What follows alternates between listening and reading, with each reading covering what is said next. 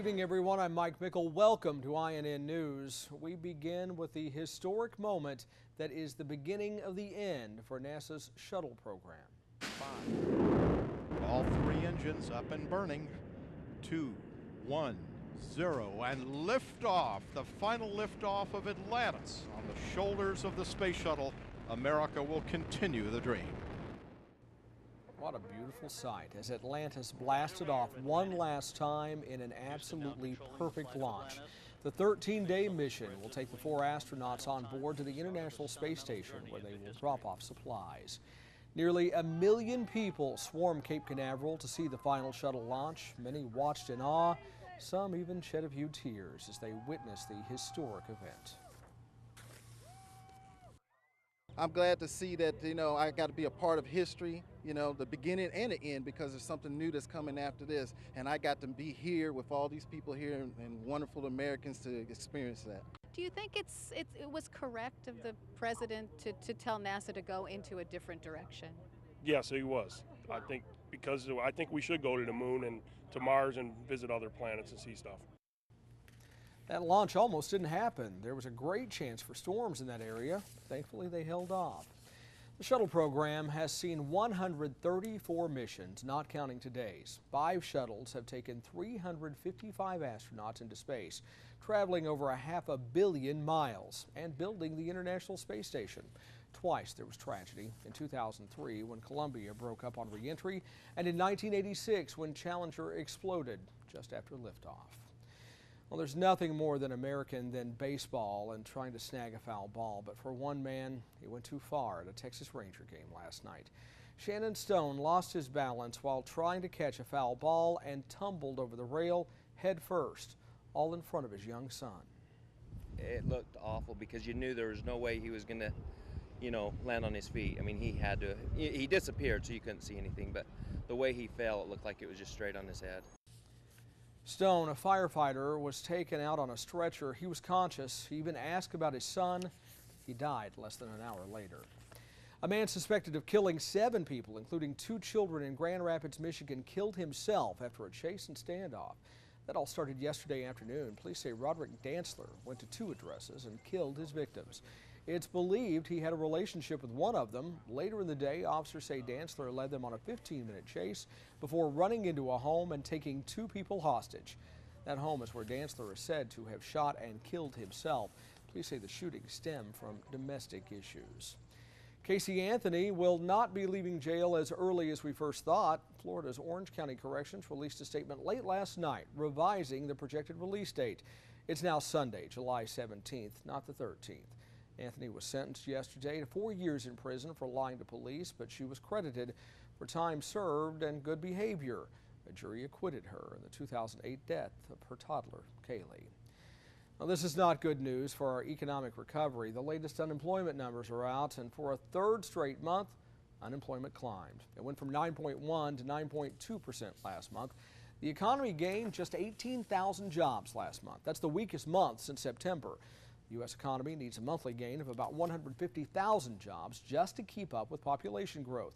The president and Republicans are reacting to the news. After hearing this morning's jobs report, I'm sure the American people are still asking the question, where are the jobs? The stimulus spending binge, excessive government regulations, and our overwhelming debt continue to hold back job creators around our country. And today's job report confirms what most Americans already know. We still have a long way to go and a lot of work to do to give people the security and opportunity that they deserve. We've added more than 2 million new private sector jobs over the past 16 months, but the recession cost us more than 8 million, and that means that we still have a big hole to fill. This report comes out as both sides will meet this weekend to work out issues on the debt ceiling and the budget. The nation is set to run out of money August 2nd unless the debt ceiling is lifted. We take you to another country now in a state of unrest over its economy in our look at world news. Time for Global News Now. Thousands of protesters are gathering in Cairo in what they're describing as a bid to save the revolution. Many Egyptians are angry at the slow pace of change since President Hosni Mubarak resigned on February 11th after protests.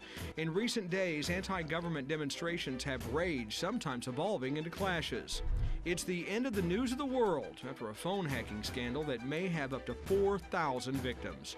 James Murdoch, who runs News International in Europe and Asia, says the weekend's edition will be the last. Advertisers have abandoned the newspaper.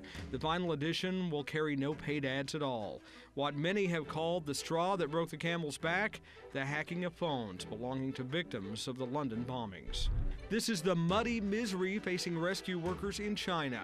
Record-breaking rainfall has led to mudslides that are wiping out roads and bridges as the rivers keep rising. Hundreds of emergency workers are standing by to start reconstruction when the weather lets up. The area was severely damaged by an earthquake in 2008, which makes the ground especially vulnerable to heavy rain. And that's your Global News Now. Back on the flood watch now, where the fight to keep floodwaters out may actually cause even bigger problems. As the rising Missouri River water seeps into basements in Council Bluffs, Iowa, people may be causing more damage by pumping that water out themselves. Megan McRoberts from our affiliate KPTM in Omaha explains why city leaders are worried what this pumping may do to homes and the levee. This sump pump is one Council Bluffs man's saving grace. I got all kinds of stuff down here and I'm really upset that this is happening. He didn't want to go on camera, but showed us his home, his basement full of collectibles he won't let go to ruin. Kind of squishy. He keeps the unwanted water under control by using his pump and a vacuum. But not all of the water is coming up clean. A bit of dirt, yeah. Not much. This dirt is what worries city officials. The concern we have is not so much that people are using sump pumps. People need to do that to keep water from their basements. However, when sand and other soil materials get in the water, that's an indication that there's erosion going on. Erosion that could cause sinkholes under these homes and weaken their foundations. But residents pumping near the levee could also be weakening that final flood barrier. Officials say some residents may need to consider not pumping. Is there an alternative to using a sump pump? No, there really isn't. That's the sad thing in this situation. The only thing you really can do is to let water into your home. Well, if they want me to save my house, they'll let me. While city officials say the less pumping, the better, they say so long as the water is coming out clear from your pump, you should be in the clear for now. Gross says the best thing to do is keep an eye on your water if you do pump, especially if the water continues to rise. Megan McRoberts reporting for INN News. Well, this next story is one for the shame on you file. A group of teens robbed a lemonade stand in Ohio. The young business owners say the teens threatened to beat them up if they didn't hand over the cash. When they said the words, I got scared and I ran and hid behind the tree. We gave them the money and then we stepped back because we got a little scared.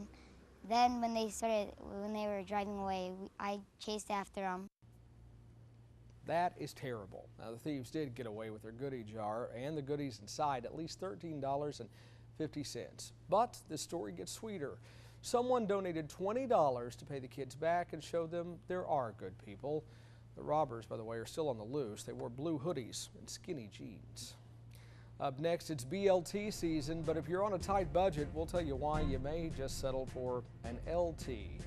Plus, the obesity rate growing at an alarming rate. We're going to tell you which states are in crisis.